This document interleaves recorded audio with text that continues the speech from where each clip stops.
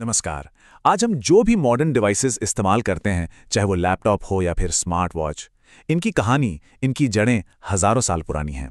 तो चलिए आज कंप्यूटर के इसी दिलचस्प इतिहास को समझते हैं, एबेकस से लेकर चार्ल्स बैबेज के एनालिटिकल इंजन तक। तो सवाल यही है कि क्या ये सच है कि हमारी मुट्ठी में जो टेक्नोलॉजी है उसकी कहानी किसी लकड़ी के फ्रेम से शुरू हुई थी? चलिए इस सफर पर आगे बढ़ते हैं और इसका जवाब ढूंढते हैं। आज के हमारे इस सफर में हम सबसे पहले देखेंगे तो गिनती की शुरुआत कैसे हुई, फिर पहले मैकेनिकल कैलकुलेटर्स कैसे बने, लॉजिक और प्रोग्रामिंग की नींव कैसे रखी गई, और आखिर में हम बात करेंगे कंप्यूटर के जनक चार्ल्स बैबेज की। तो चलिए कहानी शुरू करते हैं एकदम शुरुआत से, उन पहले टूल्स से जिन्हें सिर्फ काउंटिंग में मदद के लिए बनाया गया था।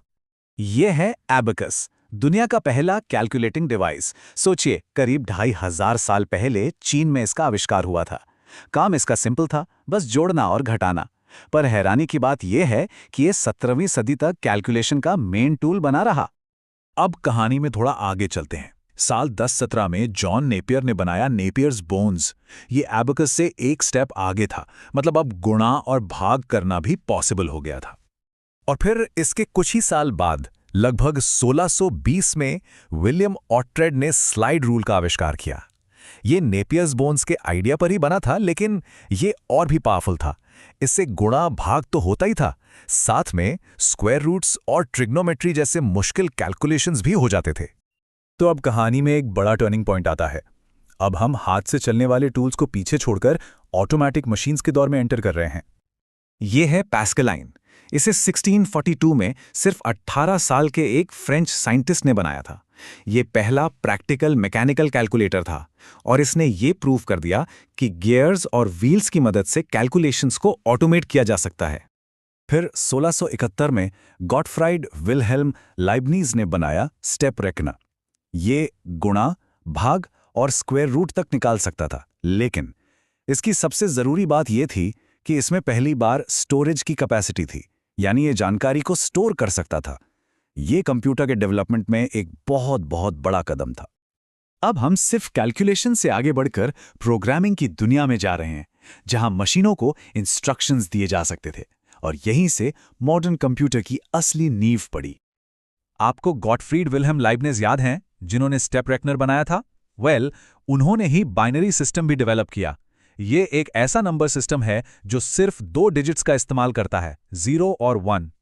आज के सारे मॉडर्न कंप्यूटर्स इसी बाइनरी लैंग्वेज पर ही तो काम करते हैं। इसी बाइनरी सिस्टम को बेसिस बनाकर 1845 में जॉर्ज बूल ने मैथमेटिक्स की एक नई ब्रांच बनाई, बूलियन अलजेब्रा। आज कंप्यूटर जितने भी लॉजिकल ऑपरेशंस करते हैं, जैसे यस या नो में फैसला लेना, वो सब इसी बूलियन अलजेब्रा पर बेस्ड है। और ये इन्वेंशन, ये तो रेवोल्यूशनरी था। 1804 में एक कपड़े बनाने की मशीन यानी करघे ने सब कुछ बदल दिया। जकार्ड लूम पहला इंफॉर्मेशन प्रोसेसिंग डिवाइस माना जाता है। इसने ये प्रूफ कर दिया कि पंच कार्ड्स का इस्तेमाल करके मशीनों को कॉम्प्लेक्स काम करने के लिए प्रोग्राम किया जा सकता है। तो अब मिलते हैं उस इंसान से जिसने इन सभी आइडियाज को एक साथ लाकर मॉडर्न कंप्यूटर की नींव रखी, चार्ल्स बैबेज। चार्ल्स बैबेज एक ब्रिलियंट माइंड थे, जिन्हें father of the modern computer के नाम से जाना जाता है। पर ऐसा क्यों? चलिए देखते हैं। 1822 में उन्होंने डिफरेंस इंजन बनाया। ये स्टीम से चलने वाला एक बहुत बड़ा ऑटोमेटिक कैलकुलेटर था, जिसे मैथमेटिकल टेबल्स बनाने के लिए डिजाइन किया गया था। कमाल की बात यह थी कि ये कैलकुलेट कर सकता था, प्रोग्राम स्टोर कर सकता था और रिजल्ट्स प्रिंट भी कर सकता था। लेकिन बैबेज का विजन इससे भी बड़ा था। वो यही नहीं रुके।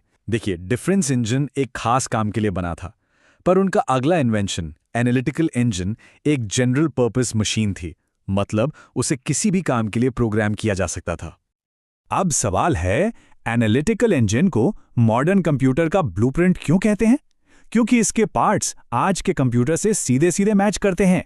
इसका मिल आज का सीपीयू था, स्टोर मेमोरी थी, और रीडर एंड प्रिंटर, वो इनपुट आउटपुट डिवाइसेस थे। इसीलिए ये कहा जाता है कि इस इंजन को ही मॉडर्न कंप्यूटर का अर्ली प्रोटोटाइप माना जाता है। ये सिर्फ एक कैलकुलेटर नहीं था, ये एक प्रोग्रामेबल कंप्यूटर का पूरा कॉन्सेप्ट था। तो अब सारी कड़ियां जुड़ जाती हैं, है ना? क्योंकि उनके एनालिटिकल इंजन में वो सारे बेसिक हिस्से थे जो आज के कंप्यूटर में होते हैं: इनपुट, प्रोसेसिंग, मेमोरी और आउटपुट। और बस इसीलिए चार्ल्स बैबेज को फादर ऑफ द कंप्यूटर कहा जाता है। तो हमने अब तक क्या सीखा? चलिए इस पूरे सफर पर एक क्विक लुक डालते हैं। ये सफ़र करीब 2500 ईसा पूर्व एबेकस से शुरू हुआ, फिर पैस्कलाइन, जैकवर्ड लूम और आखिर में डिफरेंस इंजन और एनालिटिकल इंजन ने मॉडर्न कंप्यूटर का रास्ता तैयार किया। तो सबसे ज़रूरी बात यह है कि आज के मॉडर्न कंप्यूटर्स इन्हीं शुरुआती आइडियाज़ की नींव पर खड़े हैं। हर छोटे कदम ने अगले बड़े आविष्कार के लिए रास्ता बनाया। तो अगली बार जब कोई अपना फ़ोन इस्तेमाल करे तो ये ज़रूर याद रखना कि इसकी नींव सदियों पहले रखी गई थी। अब सवाल ये है कि इस लंबे इतिहास में अगला बड़ा कदम क्या होगा? सोचिएगा ज़रूर।